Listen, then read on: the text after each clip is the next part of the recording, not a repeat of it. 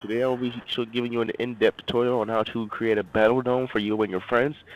So some things you will need for this are, of course, a Bukkit server, and you'll need some plugins. And I'll go over those plugins in depth, pretty much, that you need and how to configure them. But other than that, that's pretty much all you need. So with that being said, let's just go ahead and go over the plugins first before we actually start the battle dome. So I will go ahead and see you on the desktop. I will be right back. All right, hey everybody. For this now, basically, I have all the plugins right here. So there's only really one you need to configure, and that's Permissions X. So once you run the server and everything, you'll get all these folders. And so you'll go into Permissions X, and then you just right-click permissions.yml, and you'll probably want to edit it with a good notepad thingy, notepad plus plus basically. So edit it with notepad plus plus, and you get this. Now, kid, what the heck is this? And I honestly don't know how to explain it, but I can explain to you how to set up permissions. So basically, you need nodes, and to get nodes, you go on their website or the plugin developer's website, and you look at the nodes, right? And it'll be like, for the command /heal, it is essentials.heal, right? And so to type that in, you press enter one time, and you move the cursor or whatever it is over 1, 2, 3, 4 times. You put a little negative sign or whatever it is, and you do the node .heal. I will keep everything lowercase because, I've never done it capitalized, and I don't think problems will occur if you just keep it all lowercase. So essentials spawn, because everybody needs that. Okay, these are the basic BattleDome commands, and dang, that's loud. Essentials back. That's definitely not spelled back. Back. Okay. Essentials home. Oh my goodness, my spelling is off today. And essentials set home. And essentials tpa. Essentials tpa d9. Essentials tpa accept. Okay. That's pretty much all you need. TPA, send home, back, spawn, and heal. Yeah, okay. So you should be good. So you save that, and you exit that out, right?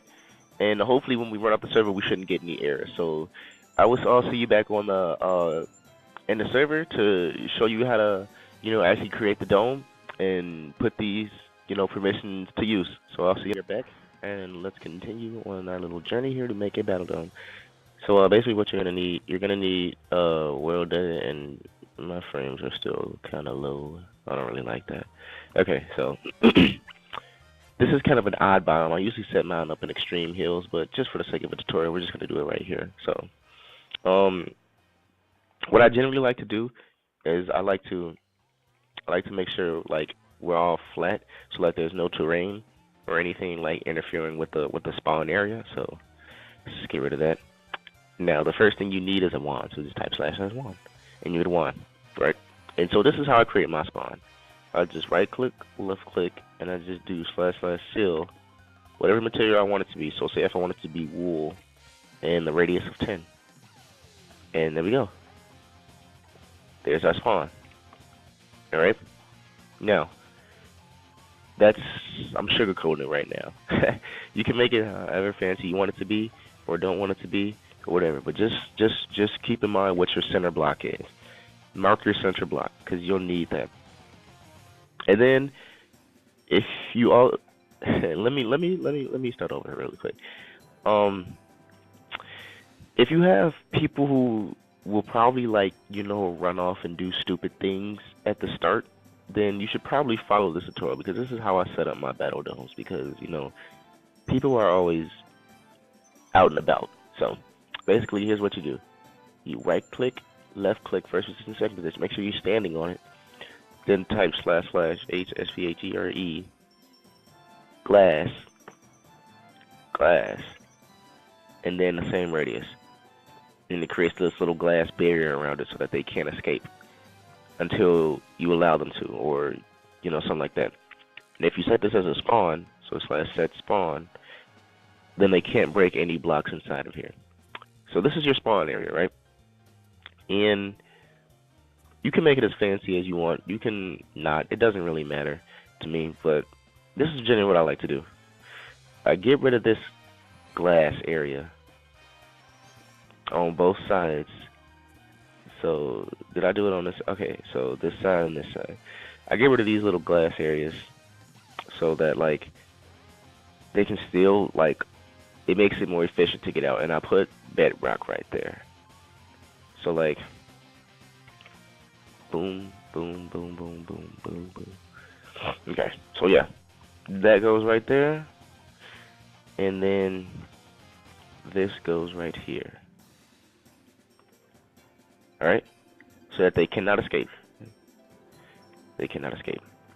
Okay. All right. So that's basically your spawn. I'm just gonna keep it really basic right now. This is spawn point. Actually, I'm gonna decorate it a little bit more. Let's just put an enchantment table right there for the fun of it. Okay. All right. I wonder if I can change this to stained glass. I might do that for my next one. Or does it connect to? Does it connect to? No, it doesn't. Okay, that wouldn't look right. I'm not gonna do that. I'm sorry. Anyways, you got your enchantment table. Let's spawn. You got your, wool. Blah blah blah blah. You got your little barrier, and you're pretty much good to go. But wait, what about the dome? You're right. Stand in the center of your thing again, and do the first position, second position. Depending on how many people you have will determine the size of the dome. So we're just gonna keep it simple. We're gonna say /H sphere glass. We're gonna make it a 210 dome. Give it time to do it, and then when it's all said and done, you should have a dome relatively big. So if I were to just fly up or fly over, I'd be able to see like the dome and whatnot and where it ends. So yeah, you can see it's already rendering and stuff. So this is where the dome ends and all that other fun stuff. So yeah, it also ends on that side too. It just goes around. There's no actual way of preventing people from leaving the dome, so just hope they don't. Because they can always break the glass, but I mean, that's just too much to try to prevent them to try to leave the dome. I mean, if they do, then they do. They obviously don't want to play the game, but that's the arena phase, right? That's as simple as it's gonna get. I literally make battle domes like this within 2 minutes or less. So now let's get to I add a chicken coop, so it'll be easier to get food and XP levels. And I also put their obsidian in there. So here's what you want to do if you want to add a chicken coop.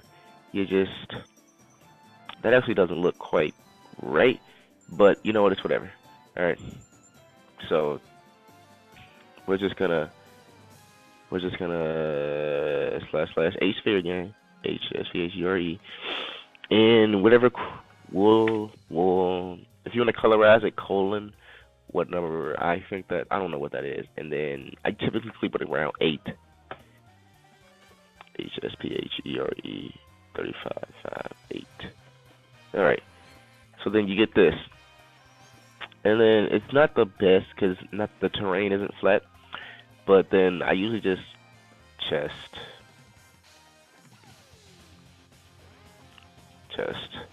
and I give them their obsidian. Boom. All right.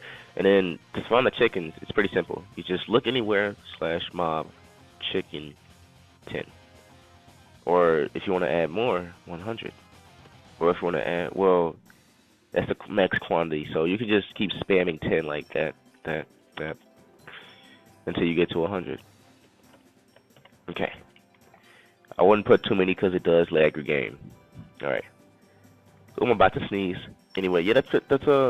You got your little chicken coop. You got your I'm not gonna make another one on the other side because it's basically the same thing. But now, uh, hold on, what's something I want to do? I'm, you know what? I might just rechange this to how to make a BattleDome kids way. You don't have to do all this, but if you want to, you can. So make it like friendly, take friendly fire off, then watch my tutorial or watch through it. But if you're just here for the BattleDome and how to set it up, you could pretty much just like, well, let me show you how to get rid of the bedrock when everybody starts real quick. So first position, second position, expand it out at least 10 blocks. So it gets like, yeah, expand it out 10 blocks so it gets everything in here. And so give yourself like a I don't know, something you can combine something to, like a power tool, right? And so if you do /pt /replace 7 0 7 is the bedrock thing, and then you boom, Oh wait, I didn't expand it out. Make sure you expand it out in every direction too. So 10 north, south, east, and west. I also do it up because it's above the ground. So now if I try to do it again, it gets rid of the bedrock. Alright. Now if you want to undo it, just undo. Alright. So yeah, like I was saying before, if you're pretty much just here for the BattleDome tutorial, you can pretty much just like, you know, like the video and leave right now if you want. But if you want to see how I make it, then you can stay and watch the rest of this. So yeah, time set day. All right, so this is what I do. So now we got all this stuff, right? Now what I like to do is I like to have it so it's like a score. Well, not really a scoreboard system, but there's actual legit teams. So what you need is a command block. 137. You need a command block and make sure they're enabled on your server. So what you do with these actually before you get the command block, make sure you make a teams. So for the sake of like just doing it, we're gonna make a red and the blue team. So excuse me, red's gonna be on this side, blue's gonna be on this side.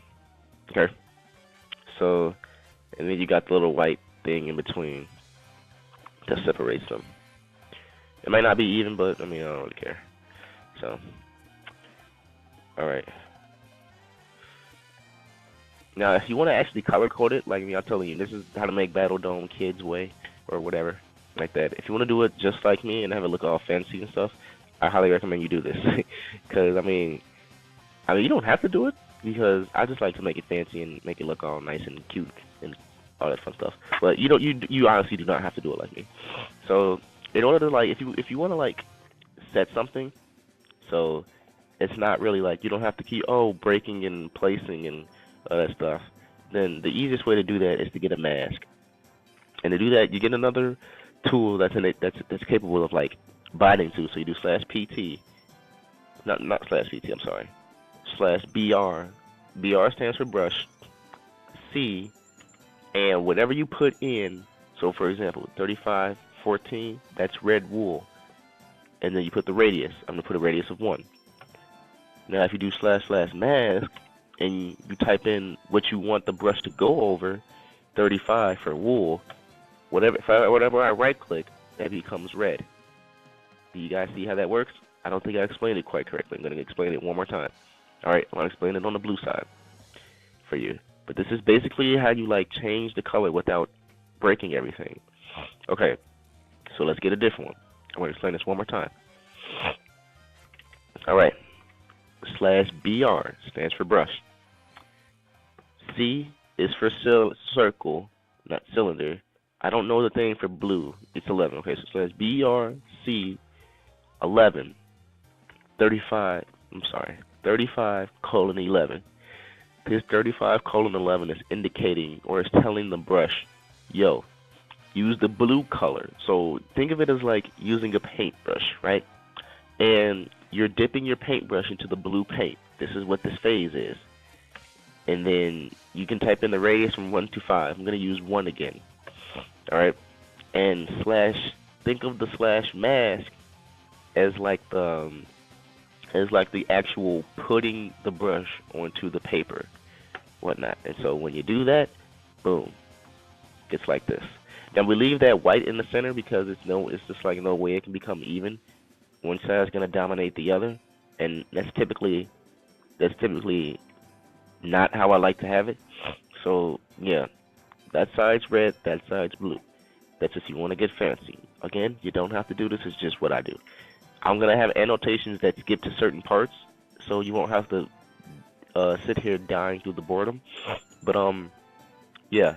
So now what you want to do is you want to create actual, scoreboard teams. And so you do that by slash scoreboard teams add in red, and then the same thing scoreboard teams add blue. Right? Oh yeah, you got red and the blue team. Yeah, that's all nice and dandy. But now here comes the fun part. All right. If you want to set it so friendly fire is off, meaning you can't hit your teammates, then this is what you would do. You would scoreboard teams options friendly fire scoreboard team. Is that right? Option, not options. I'm sorry. Option. And then you type in your team name. We're gonna start with red just because we're on the red side.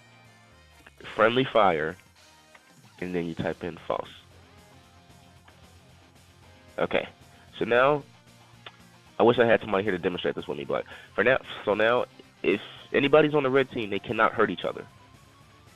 So yes, I would recommend doing this if you have like Jags or people on your server who like, oh, well, I'm gonna kill everybody. So yeah, do that. Now another thing is the team color, and you can do this again by scoreboard board teams option red color red. Well, I think it all has to be lowercase red. There we go. Oh, so now when people join a team, this little color, the color up in their or above their head and in the like, I don't know what this is really called, people list, their team color will be, or the name of their name will be, the color of their name will be red. Okay, it's very early. Again, don't blame me for this. I'm making this at like 8 o'clock in the morning. Okay, now for the blue side.